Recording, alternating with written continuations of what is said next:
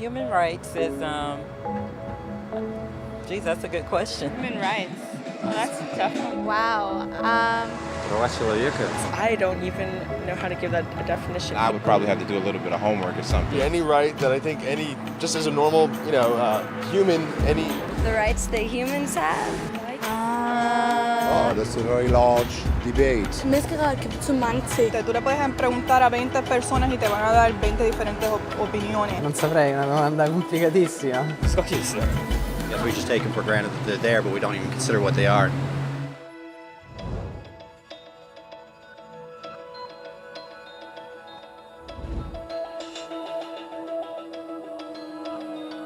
Los derechos humanos son los derechos que simplemente tienes por el hecho de ser humano. Es la forma en que instintivamente esperas que se te trate y el trato que mereces como persona, como el derecho a vivir en libertad, a expresar tus pensamientos y a ser tratado con igualdad. Hay muchos tipos de derechos. La mayoría es aplicable a ciertos grupos. Pero los derechos humanos son los únicos que corresponden absolutamente a todos, en todas partes.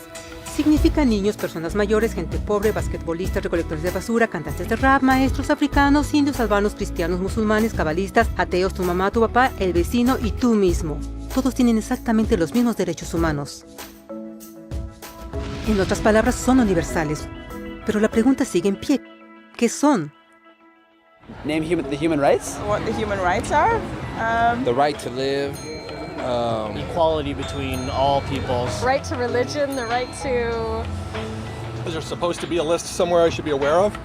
De acuerdo con las Naciones Unidas, hay un total de 30 derechos humanos que generalmente se agrupan y sencillamente se llaman derechos humanos. Todos ellos se enumeran en la Declaración Universal de Derechos Humanos, que es el documento más ampliamente aceptado sobre el tema. Pero fue hace mucho tiempo cuando surgieron. Al principio no había derechos humanos. Si estabas con el grupo correcto, estabas seguro. Si no, bueno, no lo estabas. Pero entonces un personaje llamado Ciro el Grande decidió cambiar todo eso. Después de conquistar Babilonia, hizo algo completamente revolucionario. Anunció que todos los esclavos eran libres. También dijo que la gente tenía la libertad de escoger su religión sin importar de qué grupo formara parte. Documentaron sus palabras en una lápida de barro conocida como el Cilindro de Ciro. Y así nacieron los derechos humanos. La idea se extendió rápidamente a Grecia, la India y finalmente a Roma. Se dieron cuenta que las personas siguen naturalmente ciertas leyes, aun si no se les pedía. Llamaron a esto ley natural, pero siguió siendo pisoteada por los que tenían el poder. No fue sino hasta 1000 años después, en Inglaterra, donde finalmente lograron que el rey aceptara que nadie podía invalidar los derechos de las personas, ni siquiera el rey. Los derechos de las personas fueron finalmente reconocidos y ahora estaban protegidos de quienes estaban en el poder, hasta cierto punto. Aún se necesitó que un grupo de rebeldes británicos declararan su independencia antes de que el rey aceptara que todos los hombres fueron creados iguales. No es que le gustara la idea, pero no los pudo detener, y así nacieron los Estados Unidos. Los franceses siguieron inmediatamente con su propia revolución por sus propios derechos. Su lista era más larga e insistieron en que esos derechos no solo se habían ideado, sino que eran naturales. El concepto romano de ley natural se había convertido en derechos naturales. Desafortunadamente, no todos estaban entusiasmados. En Francia, un general llamado Napoleón decidió derrocar la nueva democracia francesa y se declaró emperador del mundo. Por poco y lo logra. Pero los países de Europa unieron sus fuerzas y lo vencieron. Y los derechos humanos estuvieron otra vez en boga. Se redactaron acuerdos internacionales garantizando ampliamente muchos derechos en toda Europa.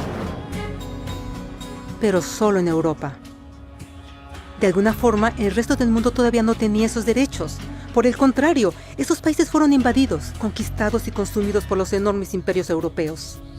Pero entonces un joven abogado hindú decidió que era suficiente. Su nombre era Mahatma Gandhi.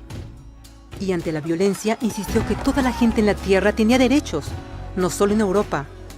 Finalmente incluso europeos empezaron a estar de acuerdo. Pero no iba a ser fácil. 2 guerras mundiales surgieron. Hitler exterminó la mitad de la población judía de la tierra en horribles campos de concentración nazis. En resumen, 90 millones de personas murieron. Los derechos humanos nunca habían estado tan terriblemente cerca de la extinción. Y el mundo nunca había estado tan desesperado por un cambio. Así los países se unieron y formaron las Naciones Unidas. Su propósito básico era reafirmar la fe en los derechos humanos fundamentales, en la dignidad y el valor de la persona humana. Pero, ¿qué son los derechos humanos? ¿Eran las proclamaciones de Ciro, las leyes naturales de Roma, las declaraciones de Francia? Todos parecen tener una idea un tanto diferente de lo que los derechos humanos deben ser. Pero bajo la supervisión de Eleanor Roosevelt, finalmente estuvieron de acuerdo en un grupo de derechos para todos absolutamente. La Declaración Universal de Derechos Humanos. El concepto francés de derechos naturales se había convertido finalmente en derechos humanos.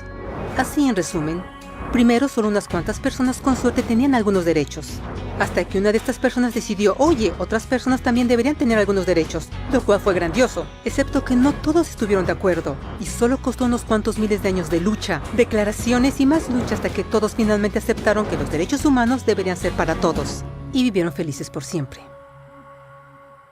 Excepto por un pequeño problema. Si la gente tiene el derecho a alimentación y cobijo, ¿por qué 16,000 niños están muriendo de hambre cada día? ¿Uno cada 5 segundos? Si la gente tiene libertad de expresión, ¿por qué miles están en prisión por expresar sus ideas? Si la gente tiene derecho a la educación, ¿por qué más de 1,000 millones de adultos son incapaces de leer? Si la esclavitud ha sido abolida realmente, ¿por qué 27 millones de personas viven hoy en esclavitud? ¿Más del doble que en 1800? El hecho es que cuando se firmó la Declaración Universal de Derechos Humanos, no tenía la fuerza de la ley. Era opcional. Y a pesar de muchísimos documentos, convenciones, tratados y leyes, no eran más que palabras en papel. Así que la cuestión es, ¿quién hará que esas palabras sean una realidad?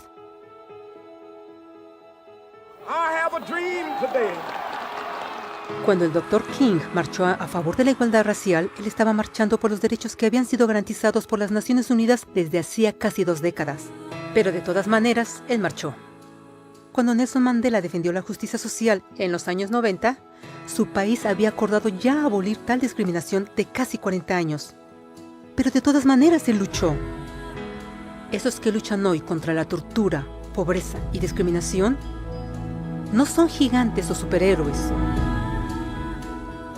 Son gente común. Niños, madres, padres, maestros, individuos de pensamiento libre que no están de acuerdo en estar en silencio, que reconocen que los derechos humanos no son una lección de historia, no son palabras en una hoja de papel, no son discursos, campañas comerciales o de relaciones públicas. Son las elecciones que hacemos cada día como seres humanos. Son la responsabilidad que todos nosotros compartimos, de respetarnos mutuamente, de ayudarnos unos a otros y de proteger a los necesitados.